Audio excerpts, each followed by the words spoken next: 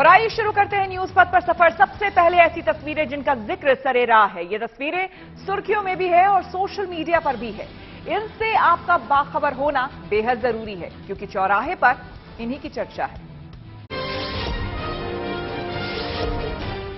दिल्ली में international museum expo की शुरुआत हो गई। प्रधानमंत्री मोदी ने इसका शुभारंभ किया। इस संग्रहालय में भारत के इतिहास की झांकी दिखाई देगी। इसमें महाराणा प्रताप और छत्रपति शिवाजी महाराज समेत कई महापुरुषों की गाथाओं के बारे में बताया जाएगा।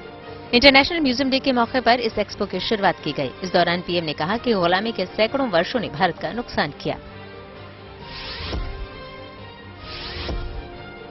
जम्मू कश्मीर के राजौरी में सेना ने एक शानदार पहल की। उसने यहां के लोगों के लिए फ्री मेडिकल कैंप की शुरुआत की। इसमें ग्रामीणों को मुफ्त दवाइयां भी दी जा रही हैं। पहाड़ी राज्यों, खासकर दूर दराज के हिस्से में लोगों को मेडिकल सुविधा मिलने में काफी दिक्कत आती है। यही वजह रही कि सेना ने लोगों को राहत दिलाने के लिए यहां ये फ्री मेडिकल कैंप लगाया। झारखंड के जामताड़ा में 2 किसान भाइयों ने अपने बाग में दुनिया का सबसे महंगा आम उगाने में कामयाबी हासिल की। बताया जा रहा है कि इस 1 किलो आम की कीमत करीब 2.5 लाख रुपए है।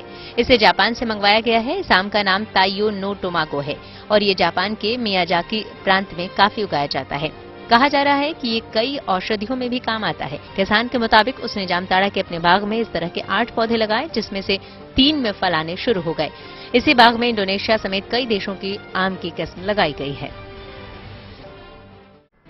जिंदगी का सफर सुहाना हो, इसके लिए सावधान रहना जरूरी है। रोजमर्रा की आपाधापी में कुछ देर बैठकर सोचना समझना भी जरूरी है कि आपके आसपास क्या हो रहा है और जो कुछ हो रहा है उससे हमारी जिंदगी, हमारा परिवार कैसे प्रभावित हो सकता है। इसलिए हॉर्न बजाकर बाखबर करने वाली खबर जरूरी होती है। और आज की ये खबर ग्रीन टी से जुड़ी हुई है, जिसका क्रेज दिनों दिन बढ़ता जा रहा है। ग्रीन टी सेहत पर खास ध्यान देने वाले लोगों की पसंद है, लेकिन आपको यह भी जानना समझना चाहिए कि ग्रीन टी के फायदे तो हैं, लेकिन ग्रीन टी का ओवरडोज आपको नुकसान भी पहुंचा सकता है। इसलिए जरूरी है कि इसे लेकर सावधानी वाला हॉर्न बजाया जाए।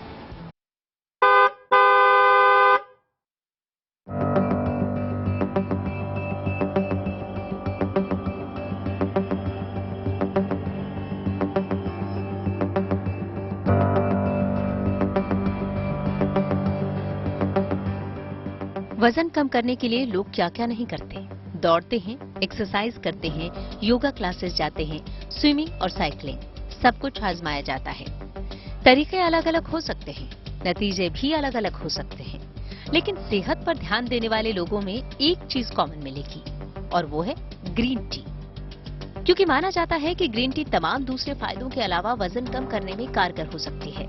इसलिए चाय की जगह ग्रीन टी का चलन बढ़ा है और एक तबका ऐसा है जिसने इसे आदत में शामिल कर लिया है। लेकिन समझने वाली बात है कि ग्रीन टी से फायदे हैं तो उसके नुकसान भी हैं। अमेरिका में की गई एक नई स्टडी में ग्रीन टी के साइड इफेक्ट बताए गए हैं। इसलिए जरूरी है कि इसे लेकर सावधानी वाला हॉर्न बजाया जाए।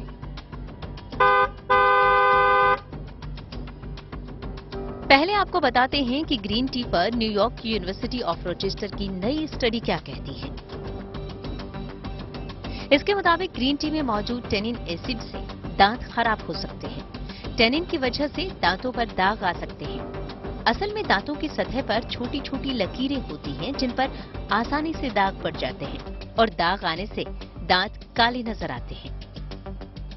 इस तरह ग्रीन टी में पाया जाने वाला फ्लोराइड भले ही दांतों की सड़न रोकने में कारगर है, लेकिन टेनिन की वजह से दांत काले पड़ सकते हैं। खासकर उन लोगों के लिए खतरा ज्यादा है जो दिन में 4-5 कप ग्रीन टी पीते हैं। लेकिन ग्रीन टी से समस्या सिर्फ दांतों को नहीं है। 3-4 कप ग्रीन टी रोज पीने से नींद नहीं आना, पेट की खराबी, उल्टी, लूज मोशन जैसी परेशानी हो सकती है। इसकी वजह ग्रीन टी में मौजूद कैफीन है, जो कई समस्याओं की वजह है। इसके अलावा ग्रीन टी में कैटेचिन पाया जाता है, जो खाने से मिलने वाले आयरन को बॉडी तक सही से नहीं पहुंचने देता। यानी जिस ग्रीन टी को आप सेहत के लिए रामबाण मान बैठे हैं, वो असल में आपके लिए कई परेशानियों की वजह भी बन सकता है, बशर्ते आप कंट्रोल में चाय नहीं पीते। इसकी वजह भी बहुत साफ है। ग्रीन टी को बहुत अधिक या खाली पेट पीने पर पेट में एसिड की मात्रा बढ़ सकती है, जिसकी वजह से कब्ज और जलन हो सकती है। इसी तरह कैफीन की वजह से सिरदर्द हो सकता है। इसीलिए जिन्हें माइग्रेन की समस्या है, उनको कभी कभी ही ग्रीन टी पीने की सलाह दी जाती है। लेकिन इसके अलावा ग्रीन टी से कुछ और गंभीर समस्याएं हो सकती हैं, जैसे ग्रीन टी में मौजूद कैफीन की ज्यादा मात्रा से लिवर खराब हो सकता है, एनीमिया बीमारी हो सकती है, क्योंकि ग्रीन टी में मौजूद एंटीऑक्सीडेंट शरीर में खान-पान की चीजों से आयरन सोखने में बाधा डालता है, जिससे ब्लीडिंग डिसऑर्डर हो सकता है क्योंकि ग्रीन टी में मिलने वाला कंपाउंड चोट के समय खून का थक्का बनने में मदद करने वाली प्रोटीन का लेवल कम कर देता है। हालांकि ये समस्याएं सभी को नहीं होती और खतरा उनके लिए हो सकता है जो रोजाना 4 या 5 कप ग्रीन टी पीते हैं। इसलिए अगर आप नियंत्रित तरीके से ये चाय पीते हैं तो चिंता की बात नहीं। हाँ, सतर्क रहना जरूरी है। साथ ही ये समझना जरूरी है कि ग्रीन टी में शहद या चीनी मिलाने से उसके फायदे कम हो जाते हैं और उल्टे नुकसान होने लगता है।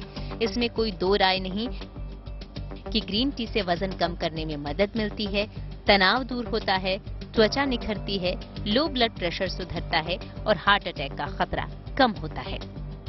साथ ही ग्रीन टी मसूड़ों की सेहत ठीक करता है और इसमें ओरल कैंसर का भी खतरा कम होता है, लेकिन इससे होने वाले नुकसान पर भी नजर रखना जरूरी है।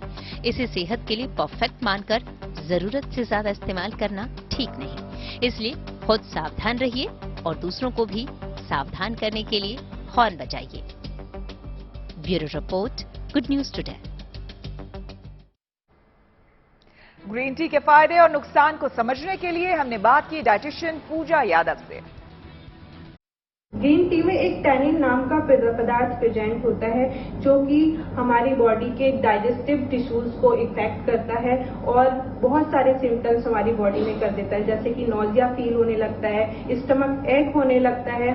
इसके अलावा कुछ लोगों को टैनिन से सेंसिटिविटी भी होती है, जिसकी वजह से उनको कॉन्स्टिपेशन भी हो सकता है। अगर कुछ ज्यादा परसेंट हमने टैनिन लिया है तो 5% उसका हमारे किडनी टिश्यूज को भी इफेक्ट करता है। तो ये सारी चीजें को ध्यान में रखते हुए ही हमें ग्रीन टी का सेवन करना चाहिए। तिहाड़ जेल प्रशासन का दिल्ली सरकार को खत आया है। कहा गया है कि तिहाड़ जेल में बंद कई गैंगस्टर्स को दूसरे राज्यों की जेलों में शिफ्ट किया जाए, ये सुझाव दिया गया है। आइए सीधे आपको लिए चलते हैं न्यूज एक्सप्रेसवे पर, जहां देश भर की कुछ और जरूरी खबरें कर रही हैं आपका इंतजार।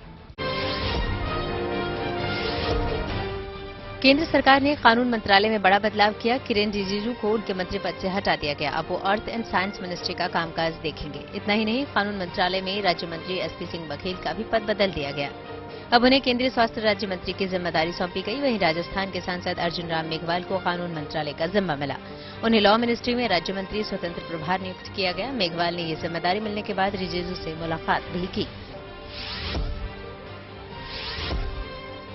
बिहार में जातीय जनगणना के मामले में नीतीश सरकार को सुप्रीम कोर्ट से झटका लगा। दरअसल अदालत ने पटना हाई कोर्ट के आदेश पर रोक लगाने से इनकार कर दिया। सुप्रीम कोर्ट ने पूछा कि सर्वे के मामले में बिहार सरकार लोगों की निजता और डेटा को कैसे प्रोटेक्ट करेगा। इस पर राज्य सरकार ने कहा कि उसकी जिम्मेदारी है। साथ ही दलील दी कि जातीय गणना सामान्य जनगणना से अलग है। सुप्रीम कोर्ट ने अब सरकार को पटना हाई कोर्ट में 3 जुलाई को अपना पक्ष रखने को कहा। वहीं सुप्रीम कोर्ट में इस मामले पर गर्मियों की छुट्टी के बाद 14 जुलाई को सुनवाई होगी। ओडिशा के पुरी और पश्चिम बंगाल के हावड़ा के बीच वंदे भारत एक्सप्रेस ट्रेन शुरू हो गई। प्रधानमंत्री मोदी ने इसे वीडियो कॉन्फ्रेंसिंग के जरिए हरी झंडी दिखाई। ये ट्रेन हावड़ा और पुरी के बीच 500 किलोमीटर की दूरी लगभग 6.5 घंटे में तय करेगी। बिहार के पूर्व मुख्यमंत्री राबड़ी देवी पूछताछ के लिए दिल्ली में ईडी के सामने पेश हुई। इस दौरान उनसे जमीन के बदले नौकरी घोटाले के आरोपों को लेकर पूछताछ की गई। बिहार के बांका में हजारों टन सोना होने की संभावना जताने के बाद खुदाई का काम शुरू किया गया। इसके लिए कोलकाता से सरकार के भारतीय भूवैज्ञानिक सर्वेक्षण की एक टीम कोलकाता से खेरवारू गांव पहुंची। कहा जा रहा है कि वहां 650 फीट की खुदाई होगी, क्योंकि काफी समय से इलाके में कुछ चमकीले और सुनहरे पत्थर मिल रहे हैं। खबरों के एक्सप्रेसवे से आगे रुक करते हैं सियासी ढाबे का, जहां आज की सबसे दिलचस्प खबर मौजूद है। कांग्रेस में चल रहा घमासान या फिर कह लीजिए नाटक आखिरकार खत्म हो गया है। तय हो गया है कि सिद्धारमैया ही सीएम होंगे और डीके डिप्टी सीएम होंगे। अब 20 मई को शपथ ग्रहण की तैयारी है, जिसमें विपक्ष के बड़े नेताओं को न्योता भेजने की खबर है। बहरहाल बाजी जरूर सिद्धारमैया ने मारी है, लेकिन सीएम पद के लिए पिछड़ने के बावजूद फोकस पूरी तरह से डीके पर है। उनके माने जाने की एक इनसाइड जो स्टोरी है वो देखिए।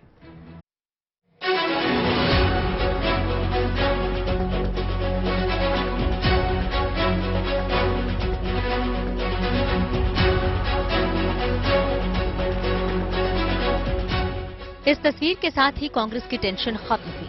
कहानी के क्लाइमैक्स से पहले काफी सस्पेंस रहा, लेकिन पिक्चर की हैप्पी एंडिंग हुई। सिद्धारमैया को कर्नाटक की कमान मिल गई और डीके डिप्टी सीएम के लिए तैयार हो गए। सीएम पद पर 2.5 साल के कार्यकाल पर डील हुई है। आदरणीय खड़गे साहब ने निर्णय किया कि विधायक दल के अगले नेता और मुख्यमंत्री श्री सिद्धारमैया जी होंगे और उनके साथ कंधे से कंधा मिलाकर उप मुख्यमंत्री के तौर पर श्री डीके शिव कुमार जी काम करेंगे। 20 तारीख को 12:30 बजे मंत्रिमंडल की शपथ होगी। मुख्यमंत्री उप मुख्यमंत्री के साथ कई और साथी भी मंत्री पद की जिम्मेवारी ग्रहण करेंगे। Sharing and caring are the important part of our living. Sharing and caring also will be the important part in politics. Congress के लिए कर्नाटक का मसला सुलझा लेना छोटी मोटी बात नहीं है, लेकिन सुबह की इस मुस्कुराती तस्वीर के पीछे रात का फसाना है। बताया जा रहा है कि पार्टी महासचिव केसी वेणुगोपाल के आवास पर बुधवार की रात सुलह समझौते की जमीन तैयार हुई। आखिर तक अपनी दावेदारी पर डटे डीके से फाइनली सोनिया गांधी ने वीडियो कॉन्फ्रेंसिंग के जरिए बात की, समझाया और तब जाकर डीके राजी हुए। I don't want to disclose all those things. सुबह सिद्धारमैया और शिवकुमार वेणुगोपाल के घर से एक ही गाड़ी से निकले। आगे की सीट पर सिद्धारमैया बैठी, पीछे डीके शिवकुमार, और इस तरह कर्नाटक की रुकी हुई गाड़ी चल पड़ी। बताया जा रहा है कि कर्नाटक की मुश्किल दूर करने के लिए कांग्रेस ने डीके से कुछ वादे किए हैं। मुख्यमंत्री के तौर पर सिद्धारमैया को किसी भी फैसले में डीके को साथ लेना होगा। मंत्रियों के नाम तय करने में भी डीके की अहम भूमिका होगी। यहाँ तक कि अहम मंत्रालय डीके के पास रहेंगे। लोकसभा चुनाव तक डीके पार्टी अध्यक्ष रहेंगे और 2.5 साल बाद उनको ताज दिया जाएगा। यानी इस वक्त भले ही डीके पिछड़ गए, लेकिन देखा जाए तो सत्ता के संघर्ष में वो पहले से ताकतवर बनकर निकले हैं। Are you happy? Huh? Are you happy? Don't you feel that I'm happy?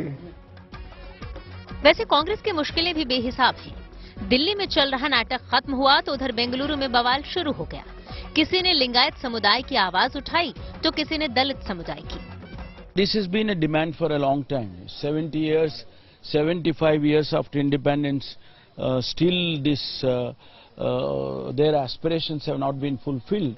Naturally, they'll be disappointed if they are not considering a Dalit as a chief minister or even a deputy chief minister. यानी CM के बाद सरकार बनाने में भी कांग्रेस को मुश्किल आने वाली है और लोकसभा चुनाव को देखते हुए सभी बड़े नेताओं को साथ रखने में पार्टी को एड़ी चोटी का जोर लगाना होगा और इसके लिए सभी समुदायों को भी साधना होगा। Bureau report, good news today.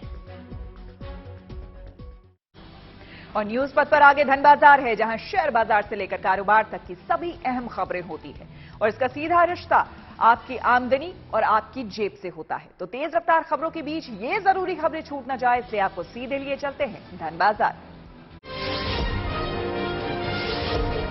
सुबह तेजी के साथ खुला शेयर बाजार आखिर में लाल निशान पर बंद हुआ। इस दौरान मेटल और फार्मा समेत कई सेक्टरों के शेयरों में गिरावट रही। सेंसेक्स 129 अंक लुढ़ककर 61,432 पर बंद हुआ। साथ ही निफ्टी 52 अंक नीचे 18,130 पर खिसक गया। सोने और चांदी की कीमतों में गिरावट दर्ज की गई। दिल्ली में सोना 480 रुपए सस्ता होकर 60,070 पर पहुंच गया। वहीं सिल्वर की कीमत में 530 रुपए की कमी आई और ये 72,750 पर लुढ़क गई। दिल्ली को जल्द ही एक और एक्सप्रेसवे का तोहफा मिल जाएगा। दरअसल द्वारका एक्सप्रेसवे का काम तेजी से जारी है। इसी का जायजा केंद्रीय मंत्री नितिन गडकरी ने लिया। इस दौरान उन्होंने कहा कि अगले 3 से 4 महीनों में इसका एक हिस्सा बनकर तैयार हो जाएगा। द्वारका एक्सप्रेसवे करीब 30 किलोमीटर लंबा है, जिसमें से हरियाणा में 19 किलोमीटर तो दिल्ली में 10 किलोमीटर का हिस्सा आता है। इस रूट पर फ्लाईओवर के ऊपर भी फ्लाईओवर नजर आएगा। न्यूज पथ पर आप सोशल अड्डा पर थोड़ा सा रुकते हैं और आज के मुद्दे पर लोगों की राय जानते हैं। सोशल अड्डा में आज का मुद्दा है मुजफ्फरनगर के बालाजी मंदिर में लगा नोटिस बोर्ड। दरअसल उत्तर प्रदेश के मुजफ्फरनगर में बालाजी के मंदिर में नोटिस बोर्ड लगाकर श्रद्धालुओं के छोटे कपड़ों पर एतराज जताया गया है और अनुचित कपड़े पहनने वालों को मंदिर में न आने की हिदायत दी गई है। यूपी के मुजफ्फरनगर का ये बालाजी मंदिर इन दिनों सुर्खियों में है। वजह है मंदिर परिसर में लगा ये नोटिस बोर्ड, जिसमें कहा गया है कि चाहे पुरुष हो या महिलाएं मंदिर में मर्यादित कपड़े पहनकर आएं। श्रद्धालुओं के छोटे कपड़ों पर ऐतराज जताया गया है। कहा गया है कि अगर कोई श्रद्धालु half pant, Bermuda, mini skirt, night suit या कटी फटी जीन्स पहने हुए हैं तो वो बाहर से ही बालाजी के दर्शन करें। तर्क है कि एक तो मंदिर बालाजी यानी ब्रह्मचारी हनुमान जी का है और दूसरा ये कि मंदिर में छोटे कपड़े पहनकर आने से महिला हो या पुरुष, कई बार दूसरे श्रद्धालुओं के लिए स्थिति असहज हो जाती है। हम लोग ये चाहते हैं कि यहाँ पे जो भी आए, चाहे वो पुरुष हो, चाहे वो लेडीज है, चाहे वो बच्चा हो, बूढ़ा हो या कोई भी हो, मर्यादित से आए, क्योंकि जो भगवान बालाजी के मर्यादा थी वो मतलब जो है हमारे धर्म पुराणों से वेद पुराण उनका यशगान करते हैं। और इसी तरह मतलब यहाँ पे भी अगर महिलाएं आए तो कोई आजकल जैसे फैशन में चल रहे हैं, जीन्स हो गया, स्कर्ट हो गया, गाउन हो गया, इस तरह के कोई भी अधिक कपड़े पहन के यहाँ पे ना आए और सीधे सिंपल में लेडीज को आना चाहिए। हालांकि मंदिर प्रशासन की ओर से ये नोटिस बोर्ड श्रद्धालुओं से एक अपील भर है, लेकिन इस नोटिस बोर्ड ने एक सवाल तो खड़ा कर ही दिया है कि क्या मंदिरों में प्रवेश के लिए शर्तें होनी चाहिए। Bureau report, good news today. Maharashtra के उस्मानाबाद में तुलजा भवानी मंदिर के प्रशासन ने भी श्रद्धालुओं के पहनावे को लेकर एक निर्देश जारी किया है। मंदिर प्रशासन ने अनुचित कपड़ों में श्रद्धालुओं के प्रवेश पर रोक लगा दी है। मंदिरों में इस तरह की रोक को लेकर लोग क्या सोचते हैं, इस पर हमने कुछ लोगों से बात की और उनकी राय जानी। अगर मंदिर में जा रहे हैं पल्लू जरूर रखना चाहिए। हाफ पैंट पहन करके कैसे से शर्ट पहन करके कैसे से जीन्स पहन करके आती है कि हम क्या कहें, हमें स्वयं अपना आंख बंद करना पड़ता है। अगर बोलो तो अगर उन पुरुषों के लिए भी कह रहा हूं, नहीं कि इन द सेंस आपके लिए, आपको ही नहीं कह रहा हूं, सभी माताएं, बहनें, पुरुषों, बच्चे, बुजुर्गों सभी के लिए मैं कह रहा हूं कि नहीं कि एक औरतों के लिए कह रहा हूं। हम भी आए तो देखिए पूरा ढक करके आए हुए हैं, तो ये नहीं कि हम चलो खुला हुआ फटा फुटा दिखाते हुए यहाँ पहन करके यहाँ फटा पड़े, ऐसे मत करिए। अगर देखा जाए न्यू इंडिया फ्रीडम सबको है, बट अगर आप भगवान के वहाँ जा रहे हो तो आप देखना पड़ेगा आपको कहीं ना कहीं कि कैसे जा रहे हो आप। एक मन में सच्चे वो श्रद्धा होनी चाहिए आपके पास। बाकी कपड़ों में इतना मैटर नहीं करता है मंदिर में। भगवान ऐसा नहीं बोलता है कि आप कुर्ता पहन के आइए या जीन्स पहन के आइए। भगवान ये बोलता है आपके मन में श्रद्धा होनी चाहिए, बाकी आप आइए, आशीर्वाद लीजिए, ठीक है। अपनी आस्था से हम आते हैं, इसलिए हमें साफ कपड़ा ही पहन के आना चाहिए। ऐसा कुछ नहीं है कि किसी के ऊपर बाउंडेशन रहे या कुछ ऐसा होना चाहिए। पुराने में एक 200 साल के पहले तो ये सब कुछ रूल्स फॉलो करने वाले हैं सब लोग। बाद में क्या हो गया, कैसे हो गया पता नहीं।